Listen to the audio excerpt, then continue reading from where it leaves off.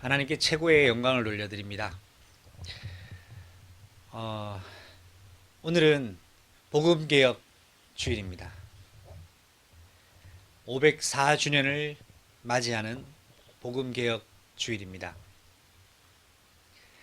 504년 전에 마틴 루터 목사님이, 당시는 신부님이었습니다. 비텐베르크 대학 교회 앞에 성경에 위배된 95개 조항을 반박문을 붙이고 성경에서 위배되는 것을 선포했던 날입니다. 그 말은, 그 행동은 그 강력했던 교권을 향하여 나는 이제부터 신부 안 하겠습니다. 나는 이제부터 신부로 출세할 생각 없습니다. 나를 죽이시든 살리시든 알아서 하십시오 라는 겁니다. 요즘 같으면 이제 예를 들어 어떤 목회자 한 분이 나는 목회 관심 없습니다. 나는 목회 성공 관심 없습니다. 그런데 성경에 보니까 이거는 성경대로 가지 않습니다. 말씀으로 돌아갑시다. 성경으로 돌아갑시다. 라고 외친 것입니다. 자, 사람들이 박수를 치고 후원했을까요? 아니면 야유했을까요? 마틴 루터 목사님이 그것을 한 것은 사람들의 호응과 지지가 있었기 때문이 아닙니다. 시대의 흐름과 시대의 요청이 있었기 때문이 아닙니다. 살아계신 하나님의 성령께서 마틴 루터 목사님을 사용하셔서 잘못된 길을 가고 있는 교회를 향하여 대언하신 것입니다. 오늘 이것은 504년에 전에 있었던 일로 국한시킬 것이 아니라 2021년 10월 31일 오늘을 살아가는 그리스도의 교회들이, 전도자들이 오늘도 동일하게 504년 전에와 동일하게 역사하시는 성령의 역사 속에 오늘도 우리는 그리스도의 말씀, 이 시대와 교회를 향한 하나님의 말씀을 대언하는데 쓰임받는 그릇으로 오늘도 그리스도께 드려져야 되겠습니다. 마틴 루터 신부님이 성공하려면 교권이 시키는 대로 행하면 그의 인생은 어려움 없이 순탄할지도 모릅니다. 그런데 마틴 루터 목사님 마음 심중에 뭔가 모를 거부할 수 없는 강력한 성령의 감동하심이 있었습니다. 마틴 루터 목사님의 그 종교개혁이라고 하는 복음개혁에 쓰임받을 수 있었던 이유는 마틴 루터 목사님의 훌륭한 신앙과 인격 때문이 아닙니다. 그 시대, 그 당시 성령께서 역사하실 수밖에 없던 한 사람이 바로 그분이었기 때문입니다. 오늘 저와 여러분이 현장에서 마틴 루터와 같은 그런 성령의 감동에 쓰임받는 인생과 교회로 인도받아야 될 줄로 믿습니다. 자, 그런데 오늘은 전 세계 현장에 237개 나라에 두드러지게 오늘을 기억하는 그 날의 기념일을 바로 헬로윈 데이라고 하죠. 귀신들의 축제입니다. 복음을 개혁하기로 응답받은 그날에 사단은 1930년 켈트족으로 의해서 이 복음 개혁했던 날을 가리우기 위하여 귀신의 축제로 대신 바꿔버렸습니다. 복음 개혁했던 그날을 귀신 축제로 바꿔놓은 것이 누구의 소행이겠습니까? 여러분, 이 헬로윈 데이를 하지 말자, 하자, 왜 하지 말라 하나, 이런 논란이 아니라 그리스도의 복음을 가리우고 희석시키고 없애고 덮고 약화시키는 음부의 권세를 향하여 오늘 우리는 그리스도의 권세를 사용하는 달로 하나님께 인도를 받았습니다. 여기에 우리가 오늘 하나님의 말씀을 받고 어떻게 우리가 인도받아야 될지 오늘 말씀으로 꼭 확인하는 시간이 되었으면 좋겠습니다. 제목을 어떻게 인도받을까 고민을 했습니다. 가장 원색적인 고민으로, 원색적인 말씀으로 제목을 잡았습니다. 예수님의 하신 말씀을 제목으로 잡았습니다. 회개하라. 천국이 가까이 왔느니라. 오늘 이 말씀은 여러분이 확인하시고 여러분 마음속에 성령께서 말씀으로 감동을 주신다면 중요한 깨달음이 있게 될 줄로 저는 확신합니다.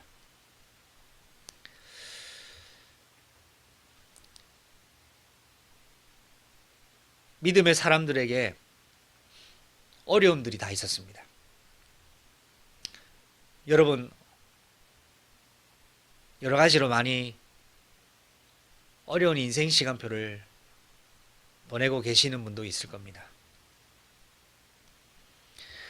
저는 어려움을 겪고 도무지 해결될 것 같지 않은 깊은 터널 한가운데 있을 때에 계속 이런 질문이 났습니다. 복음 가지고 있는 나에게 왜 이런 일이 닥쳤는가? 구원받은 나에게 왜 이런 일이 와야만 했는가를 질문했습니다. 그런데 답이 안 나더라고요. 복음 가졌다고 구원받았다고 생각했는데 왜 내가 겪는 일은 어쩌면 복음 없고 구원 못 받은 사람이 겪을지도 모르는 일을 내가 겪고 있을까? 도대체 왜 이런 일을 겪을까 고민했습니다. 시간이 흘렀습니다.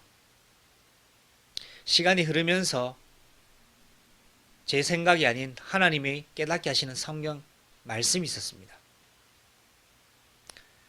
아는 말씀이었는데 그것이 저에게 그날 답으로 적용되었습니다. 그것은 바로 시편 34편 19절 말씀이었습니다. 의인은 고난이 많으나 여호와께서 그의 모든 고난에서 건지시는도다. 다시 말씀드립니다. 의인은 고난이 많다고 했습니다. 왜 의인이 고난이 많으냐? 여기서 말하는 의인은 의로운 사람이 아닙니다. 왜냐하면 로마서에는 분명히 말씀하고 있기 때문입니다. 의인은 없나니 하나도 없으며 라고 말씀하고 있습니다. 그런데 왜 이 의인이라고 말씀하시느냐? 여기서 말하는 의인이란 그리스도의 의를 가진 자입니다. 부족하고 무너지고 벗은 자이고 넘어지고 숨는 자며 두려워하는 자며 또 피하는 자인데도 불구하고 그리스도가 전부임을 붙잡은 사람이 의인입니다. 근데 이런 사람에게는 뭐가 많다 있냐 하니까 고난이 많다고 되어 있습니다. 아벨과 가인이 예배를 드렸습니다. 하나님이 기뻐하시는 예배는 아벨의 예배였습니다. 그런데 그 예배 드리고 난 결과는 형인 가인이 아벨을 돌로 쳐 죽여버리는 일이었습니다. 아벨이 형의 그 살인으로 죽임을 당할 그때에 하나님께서는 왜 아벨의 그 공격당하는 상황을 막지 않으셨을까요? 막으셨으면 복음 가진 자는 막으셔야 되는 거 아닙니까? 그런데 하나님은 막지 않으셨습니다.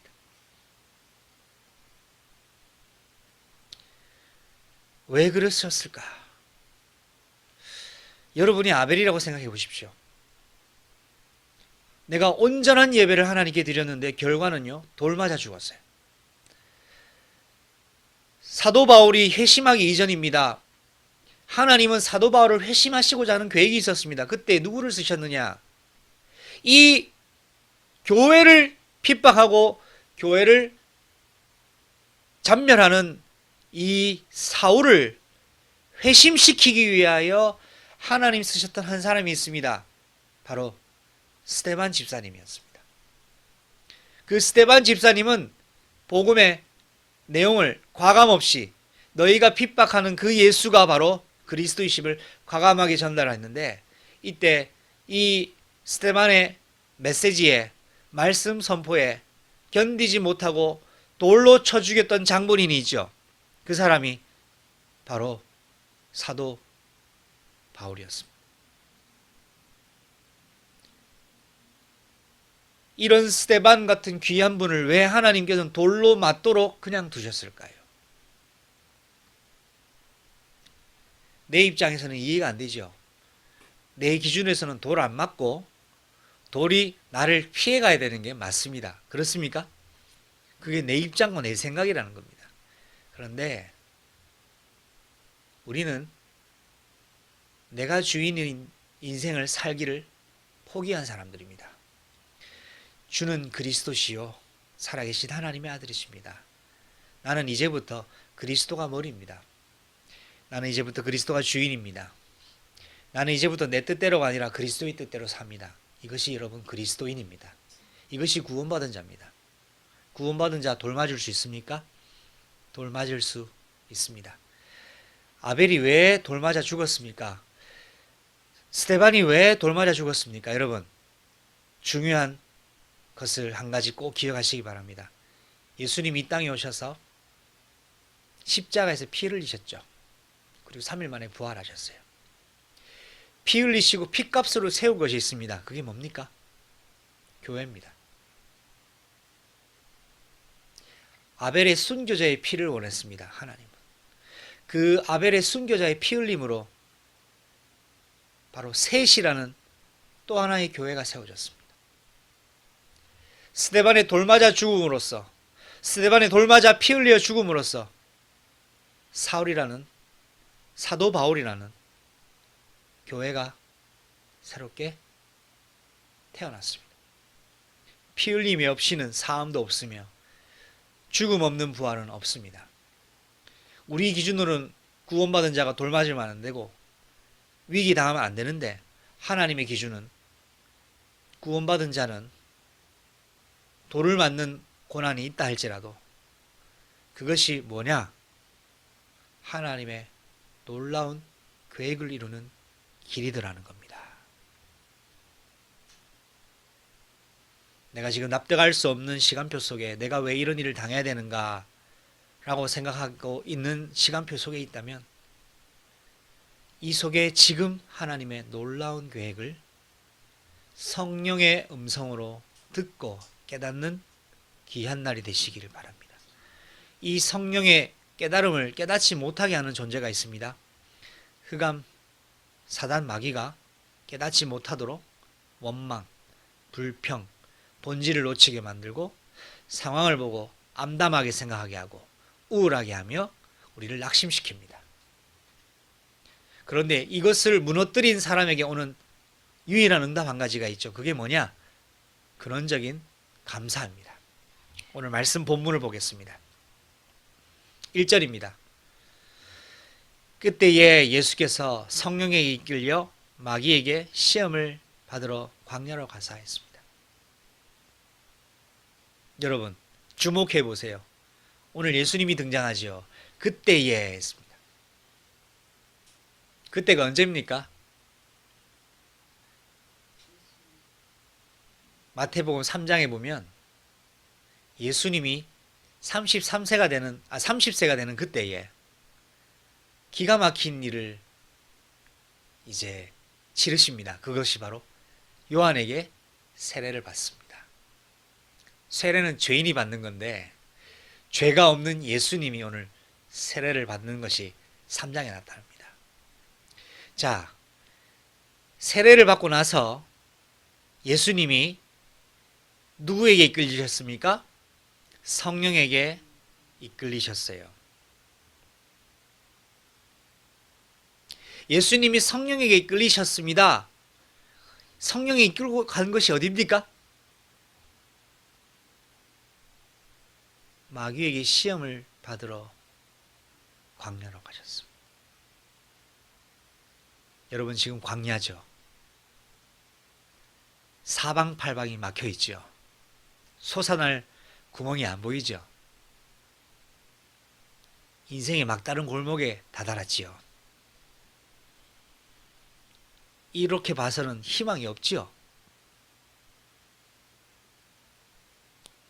여러분, 그곳이 하나님의 성령의 역사가 시작되는 곳이라는 것을 믿는 믿음이 회복되시기를 예수님의 이름으로 축원합니다. 오늘 말씀에 나와 있습니다. 예수님이 성령에게 이끌리셔서 마귀에게 시험을 받으러 아무것도 없는 광야로 가셨습니다. 여호와께서 요셉과 함께 하심으로 요셉이 형통하는 자가 되어 애굽 보디발의 집에 거했다고 했습니다. 지금 여러분은 광야에 있고 마귀의 시험 속에 있는 것이 여러분이 무너지고 망하기 위하여 하나님 살아계시지 않는 것처럼, 나에게 아무 간섭하지 않는 것처럼 계신 것이 아니라 여러분 안에 살아계신 성령이 실제로 역사하시기 위하여 여러분을 그 광야로 이끌어 가셨다라는 사실을 오늘 믿으시기 바랍니다. 오늘 이 말은 제 말이 아니고 설교하기 위한 입바른 말이 아닙니다. 하나님의 말씀으로, 하나님의 입으로 나오는 말씀으로 들어 아멘으로 받으시기 바랍니다. 내가 지금 있는 현장은 하나님의 성령이 이끌리셔서 인도받은 절대 현장이구나. 이렇게 해야 하나님 계획이 보여지기 시작합니다. 자, 여러분, 그러면 한 가지 또 짚고 넘어갈 것이 있어요. 놀라운 영적인 비밀과 영적 사실입니다. 오늘 예수님은 본문에 의하면 30세가 되는 해에 세례를 받으셨습니다. 왜 요한에게 죄 없는 예수님이 세례를 받으셔야 합니까? 오늘 예수님이 요한에게 세례를 받는 이유는 하나님의 말씀이 성취되기 위한 시간표이기 때문입니다. 무슨 성취요? 성경을 거슬러서 레위기에 보면 아사셀 염소에 대한 규례가 나옵니다. 아사셀 염소에게 대제사장이 안수를 해요. 안수를 하면 백성들의 죄가 모두 다 그 대제사장의 안수로 말미암아 죄가 전가됩니다. 아사셀 염소에게 죄가 넘어갑니다. 그리고 대제사장은 이 아사셀 염소를 광야로 내보내서 광야에서 죽도록 만듭니다. 죄의 삭슨 사망이기 때문에 죄를 전가받은, 죄가 넘어간 아사셀 염소는 광야에서 죽도록 되어 있습니다. 그 광야에서 죽어야 이스라엘 백성에게 죄가 용서되기 때문이에요. 자, 오늘 예수님이 죄가 없는 분으로 성령으로 잉태되셔서 30세가 되셔서 오늘 세례 요한에게 세례를 받으러 왔습니다. 이 세례 요한이 누구냐? 이것을 여러분 꼭 이해하셔야 됩니다. 세례 요한이 있었을 당시에 세례 요한의 아버지가 누굽니까? 바로 사가랴였습니다. 사가랴가 제사장으로 있을 때에 그 시대에 얼마나 종교적으로 부패하고 타락했는지 대제사장이 두 명이 등장합니다. 그 이름은 가야바와 안나스입니다. 이 둘의 관계를 여러분 아시죠? 장인과 사위입니다. 여러분, 한 나라의 대통령이 몇 명입니까? 두 명입니까? 한 명이죠. 자, 당시에 제사장이 두 명이었다는 것은 한 나라의 대통령이 두 명이었는데 그 대통령이 누구냐? 장인어른과 사위였다 이 말입니다. 얼마나 이스라엘과 유대 종교가 타락했는지 여러분 감이 오시죠? 이때 하나님이 지목하신 제사장 하나가 있었어요. 그 제사장은 누굽니까? 사람들이 멸시하고 사람들이 인정하지 않는 제사장, 몇 달간 8개월간 벙어리 되었던 제사장 하나가 있었습니다. 그게 누구냐? 사가랴였습니다. 아니, 제사장인데 갑자기 벙어리가 됐어요. 사람들이 왜 벙어리가 됐냐니까 사가랴가 뭐라 했겠습니까? 말을 못해요. 왜요? 하나님이 입을 막아버리셨습니다. 여러분 여기에 할렐루야가 나와야 돼요. 하나님은 사가랴의 입을 막아버리셨어요. 이유도 모르게 한순간에 벙어리 돼버렸어요. 아무 말도 못해. 보기만 봐요. 하나님 왜 막으셨습니까? 벙어리 돼서 벌받아란 말이 아닙니다. 이제부터 내가 하는 일을 보고 사람들이 이해하지 못할 것이기 때문에 말하지 말라는 거예요. 이 사가랴에게, 늙은 사가랴에게 소망이 하나 있었죠. 아들을 얻는 것이었습니다. 이 사가랴의 아내는 엘리사벳이었습니다. 나이가 많았습니다. 이 엘리사벳의 임신을 하고 출산하는데, 출산하는 그날까지 이 제사장 사가랴는 말을 못했습니다. 하나님의 역사에 여러분, 말할 수 없는 축복이 오늘부터 임할 것입니다. 기뻐하시고 기대하십시오. 벙어리 된 게 저주가 아닙니다. 내가 세상을 향하여 벙어리가 된 것 같은 것이 저주가 아닙니다. 하나님 하실 일을 보기 위한 최고의 시간표입니다. 하나님이 왜 사가랴의 말을 입을 막으셨습니까? 기도하라고요.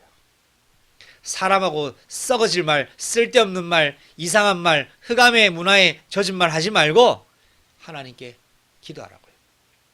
어제 태영아 부모 메시지 받으셨죠? 모든 것을 캠프화해라. 모든 것을 교회화시켜라. 모든 것을 기도화해라. 오늘 여러분과 저에게 사가랴와 같은 24시 기도와의 축복이 있기를 예수님의 이름으로 축원합니다. 이렇게 출생된 요한은 하나님께서 명령하신 대로, 가브리엘의 천사의 명령대로, 하나님의 대언대로 이름을 요한이라 지었습니다. 이 요한의 출생 목적은 뭡니까? 예수님께 세례를 주기 위하여 출산했습니다. 누구보다 먼저요? 예수님 먼저 6개월 먼저 태어났어요. 오늘 이 세례 요한이 요단강에서 예수님께 세례를 베푸는데 이게 무슨 내용이냐? 죄 없는 예수님이 세례를 받으셔야 되는 이유가 있습니다. 오늘 대제사장이었던 세례 요한이 하나님의 어린 양에게 인류의 죄를 전가시키는 일이 오늘 이 사건인 거예요. 어마어마한 사건입니다, 여러분. 이때 대제사장이었던, 하나님 모시기에 대제사장이었던 세례 요한에 의해서 인류의 죄가 하나님의 어린 양인 예수님께 넘어가게 됐습니다. 그 결과 마태복음 4장 1절에 그때에 나오죠. 여러분 이때부터 어떤 일이 일어나느냐? 잠시 주목해 주세요. 세례를 받기 전에는 사단이 예수님께 접근이 불가능했습니다. 왜? 예수님 하나님이시거든요. 죄가 없기 때문에 접근이 불가능해요. 하나님이신 예수님께 마귀가 접근해서 시험을 할 수가 없어요. 그런데 오늘 4장 1절에 예수님이 시험을 받죠. 시험을 받으시는 이유가 뭐냐? 인류의 죄가 오늘 예수님께 전가되었습니다. 예수님의 죄는 아닌데 오늘 이 죄가 전가가 되는 이후에 마귀가 예수님께 시험을 걸더라는 거예요. 왜요? 인류의 죄를 지기 시작하셨거든요. 내 죄가 넘어갔어요. 그래서 마귀가 예수님을 무너뜨리기 위하여 오늘 3가지 시험을 한 것입니다. 이 시험 내용에 대해서는 제가 오늘 자세히 다루지는 않겠습니다. 오늘 중요하게 전달하고 싶은 내용이 있기 때문입니다. 그래서 여러분, 첫 번째 기억하실 것, 여러분이 결코 양보하지 말아야 될 인생의 최고 목적이 하나 있습니다. 그것은 성령의 이끌림 받는 삶을 사는 것입니다. 예수님의 마지막 우리의 부탁이 뭡니까? 오직 성령이 너희에게 임하시면 이라는 말씀입니다. 여러분, 성령의 이끌림 받는 삶을 사셔야 됩니다. 주님이 오심이 가까울수록 성령의 이끌림 받는 삶을 사셔야 됩니다. 그런데 여러분, 성령에 이끌림 받는 삶을 지금 잘 살고 계십니까? 아마 자신 있게 대답할 수 있는 사람이 많지 않을 것으로 저는 생각합니다. 왜냐? 성령의 이끌림을 받는다는 것은 방해하는 방해자가 여러분을 호시탐탐 노리고 있기 때문입니다. 지난주도 말씀 살펴봤죠. 에덴 동산에 아담 하와라는 교회를 철저히 무너뜨렸던 존재 하나가 있었습니다. 그들은 아담 하와를 무너뜨렸습니다. 그 존재는 지금 여러분을 무너뜨리고 있습니다. 겨우 은혜 받는다고 할지언정 겨우 신앙의 명맥을 이어갈 뿐이지 사단에게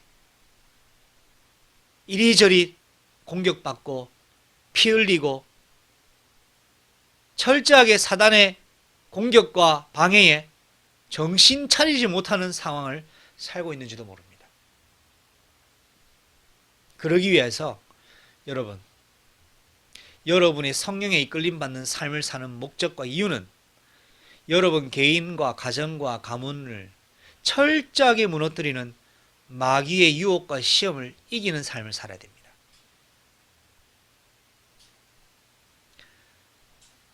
오늘 예수님께서 마귀에게 세 가지 유혹, 세 가지 시험을 받으셔요. 그 첫 번째가 돌을 떡으로 만들라.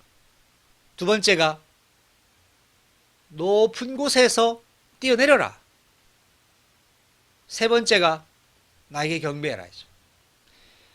여러분, 마귀가 예수님을 오늘 시험합니다. 보통 마음으로 시험하는 게 아니라 예수님 무너뜨리려고 시험을 하는 거예요. 왜? 인간의 몸으로 오셔서 죄를 짊어지고 계시기 때문에 마귀가 예수님을 무너뜨릴 수 있는 합법적 이유가 있어요. 죄 때문에요. 죄와 사망의 권세로 예수님 무너뜨릴 수 있어요. 그런데 예수님은 인간으로 오셨지만 하나님이십니다. 그래서 예수님은 유일하게 끝까지 마귀에게 무너지지 않으셨어요. 여러분, 마귀 이길 수 있습니까? 못 이겨요. 예수님만 마귀를 박살내셨습니다. 그렇기 때문에 여러분 안에 예수님이 여러분을 속이는 마귀를 박살내셔야 돼요. 그래야 무너집니다. 자, 마귀가 예수님께 던지는 질문이 뭡니까? 네가 만일 하나님의 아들이 맞거든 이라고 합니다. 세상이 여러분들에게 속입니다. 너 언약의 백성 맞아? 너 구원받은 백성 맞아? 너 하나님의 자녀 맞아? 니까지 있게? 아닌 것 같은데? 네가 뭔데? 너 목사 맞아? 너 권사 맞아? 너 집사 맞아? 네가 전도자라고? 여러분, 마귀는 이렇게 우리 현장에서 24시 저와 여러분을 이렇게 공격하고 있다는 것을 기억하십시오. 여러분 생각 아닙니다. 내 꼬라지를 보니까 아무것도 아닌 것 같죠? 내 모습 보니까 이게 목사인가 생각이 들지요. 여러분을 세우신 분은 여러분 자신이 아니에요. 하나님이 오늘 여러분을 부족하고 더럽고 벗은 자요, 숨은 자요, 두려워하는 저와 여러분의 인생을 그리스도의 옷으로 의로 덮으셔서 세우셨어요. 여러분은 이것이 여러분의 정체성입니다. 사단은 여러분을 참소해요. 네가 그렇게 살면서 무슨 전도자야? 네가 그렇게 살면서 무슨 하나님의 자녀야? 여러분, 그 참소에 사탄아 물러가라 라고 외치는 주가 되시기 바랍니다. 이 사단이, 더러운 귀신이 예수님에게 뭐라 합니까? 네가 만일 하나님의 아들이거든, 네가 만일 하나님의 아들이거든 계속 속여.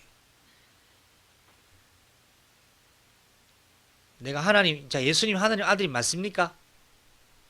맞아요. 그런데 마귀가 돌을 떡덩이로 만들어 봐. 네가 제일 배고프잖아. 배고프니까 돌을 떡으로 만들어서 먹어. 예수님이 능력이 없어서 그렇게 하지 않으신 것이 아닙니다. 마귀의 말을 들을 이유가 없습니다. 여러분, 마귀의 말을 들을 이유가 없습니다. 얼마나 여러분이 24시 마귀가 주는 메시지 속에 얼마나 길들여 있는지 여러분 이해하시기 바랍니다. 얼마나 잘못된 것들이 여러분에게 속삭이고 있는지 여러분 발견하셔야 돼요. 어떻게 발견됩니까? 성령의 이끌림 받고 빛이 내게 임하면 보여져요. 저는 요즘 따라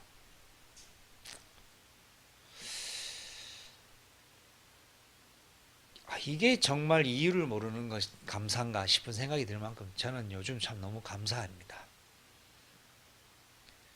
이 빠른 말이 아니고요. 포장하는 말이 아니에요. 정말 전 감사가 요즘 많이 깨달아져요.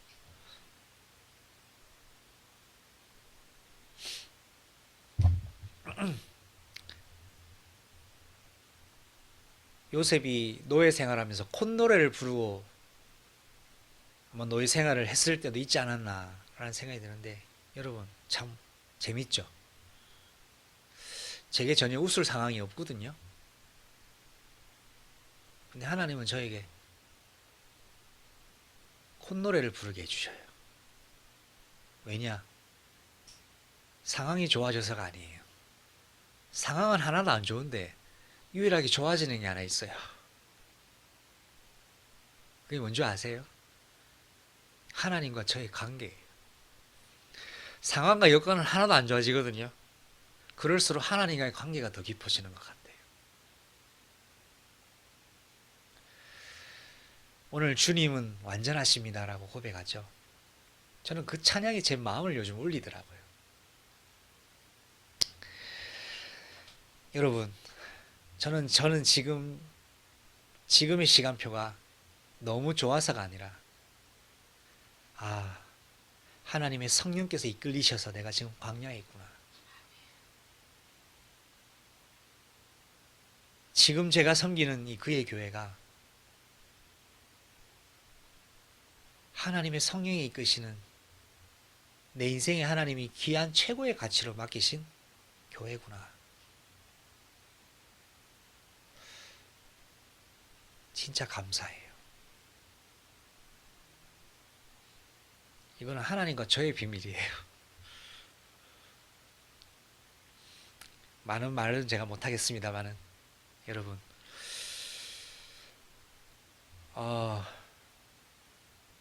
제가 지난주에는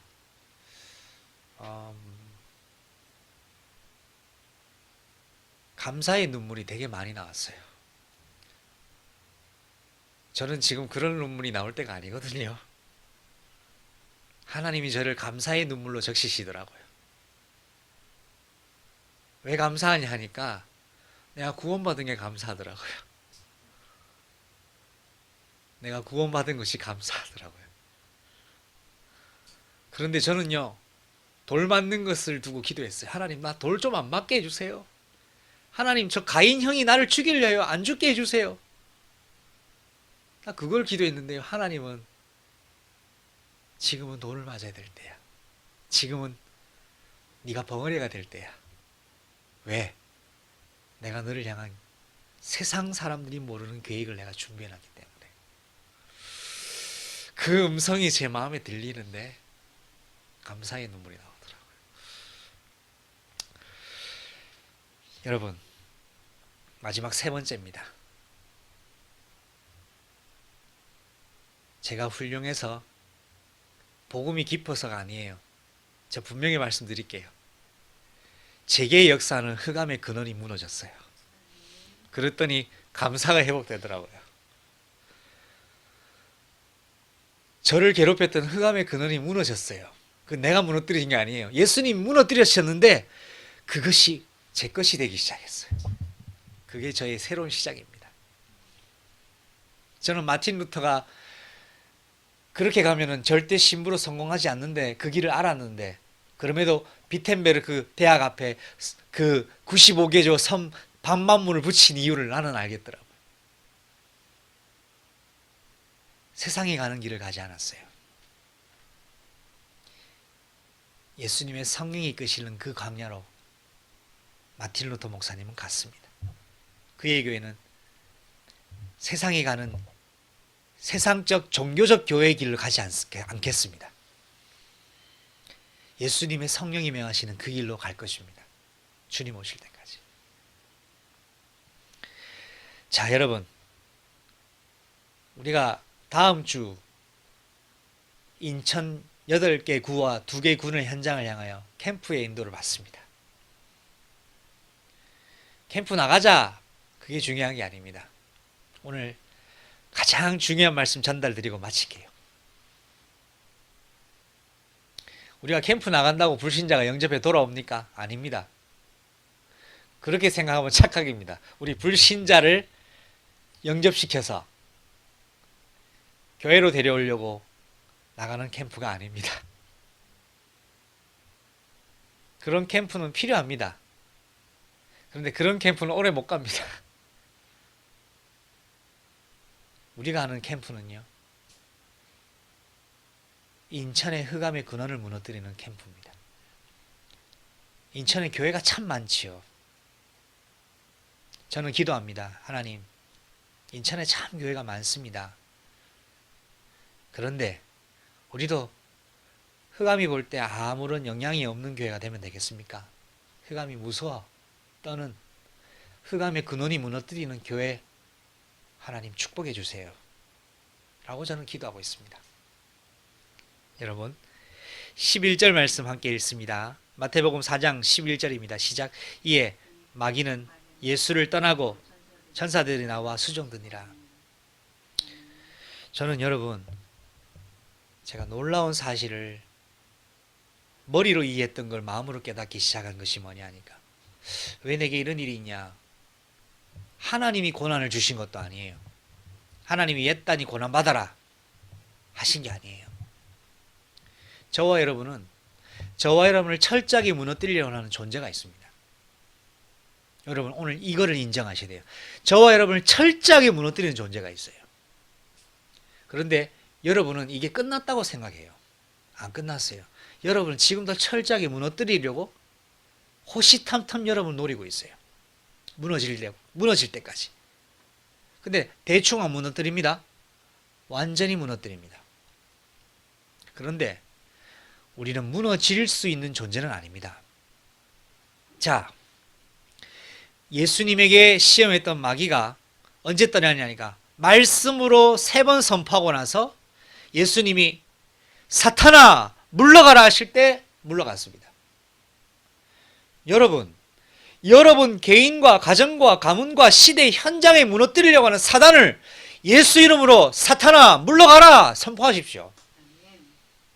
여러분의 사업 현장이 있죠. 사탄아 예수 이름으로 물러가라 매일 매 순간 외치세요. 그거 안 외치니까 계속 공격해 들어오는 거예요. 공격해 들어오는데도 몰라요. 이게 사단의 공격인지 아닌지 몰라요. 여러분, 삶이 지옥 같습니까? 예수 이름으로 나의 삶을 무너뜨리는 흑암 저주 권세는 나사렛 주 예수 이름으로 오늘 지금 이 시간 무너질지어다 외치세요. 권세를 사용하세요. 축복하세요. 이것이 모든 것을 캠프화로 시키는 것이요, 모든 것을 교회화시키는 일이며 모든 것을 기도화시키는 일입니다. 여러분, 정신없게 만들어서 권세를 사용하지 못하도록 만들어요. 아무리 좋은 차가 있으면 뭐합니까? 타지를 않는데. 아무리 좋은 휴대폰이 있으면 뭐합니까? 쓰지를 않는데요. 예수 이름으로 사탄은 무너지게 돼 있어요. 여러분이 예수 이름을 사용하지 않고 있어요. 왜요? 기도하지 않잖아요. 말씀 보지 않잖아요. 찬양하지 않잖아요. 정식 기도 시간 없잖아요. 그러니까 사단이 판을 치고 놀죠. 근데 왜 고난이 가중되는지 아십니까? 그게 뒤집어서 보면 하나님의 은혜더라는 거죠. 왜요?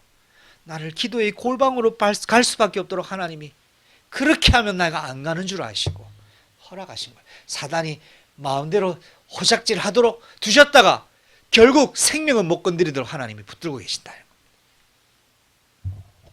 자, 말씀의 결론입니다. 17절 읽고 마무리하겠습니다. 함께 읽습니다. 이때부터 예수께서 비로소 전파하여 이르시되 회개하라 천국이 가까이 왔느니라 하시더라. 언제 예수님이 복음 전하기 시작하셨느냐? 사단을 꺾어놓고 복음 전하셨어요. 무작정 회개하라, 천국이 가까이 왔다, 중언부언 하지 않으셨습니다. 여러분, 여러분의 현장에 여러분을 철저히 무너뜨리는 흑암이 안 무너지잖아요. 여러분 캠프 백날 나가도 절대 흑암이 안 무너집니다. 오늘 이게 결론입니다. 나를 철저히 무너뜨리는 흑암. 우리 가정을 철저히 지금 중직자 가정인데 무너뜨리고 있는 흑암. 빛의 가문으로, 선교할 가문으로 부르심 받았는데 철저하게 무너지고 있는 우리 가문. 분명히 교회가 있고 언약이 있는데 무너져가는 지금 현장과 시대. 이거를 무너뜨리고 난 이후에야 회개하라, 천국이 가까웠다라고 할 때 흑암에 잡힌 자들이 돌아오기 시작하는 거예요.